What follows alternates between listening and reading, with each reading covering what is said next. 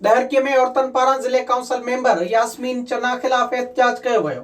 औरतन फरहाना भुट्टो, करीमा भुट्टो, नसीमा भट्टी ऐं नज़ीरा चन्ना दाहींदे चयो त असांखे ज़िले काउंसिल जी मेंबर यास्मीन चन्ना ऐं संदसि मुड़ुसु जब्बार चन्ना सिलाई मशीनूं, डाज फार्म, लेडी हेल्थ वर्कर्स जूं नौकरियूं ऐं बेनज़ीर इनकम सपोर्ट जा कार्ड ठाराए ॾियण बहाने लखे रुपया ठगे विया आहिनि। हुननि चयो त रक़म वापसि घुरण तां यास्मीन चन्ना ऐं संदसि मुड़ुसु डाज फार्म लाइ वरितल फोटू सोशल मीडिया ते अपलोड करण जूं धमकियूं ॾेई रहिया आहिनि। हाथ जोड़ के कहती हूँ कि मेरी मदद करे, इसको ऐसी सजा दे कि कभी किसी और लड़की के साथ ऐसा ना करे, मेरे साथ ऐसा जुल्म ना हो। बारी खान से भी बिहार से कंधा पे हूँ, बारी खान भी उठे, वो अभी अब्दुल बारी खान को मैं उनको कहती हूँ, सबको कहती जो हमारे बड़े हुक्मरान सबको मैं हाथ जोड़ के कहती हूँ कि मेरी मदद करें, इनको ऐसी सजा दे कि ये कल को किसी और के साथ ना कर पाए। मुतासिर औरतन एसएसपी घोटकीअ खां मुतालबो कयो त रक़म वापसि कराए इंसाफ़ फराहम कयो वञे।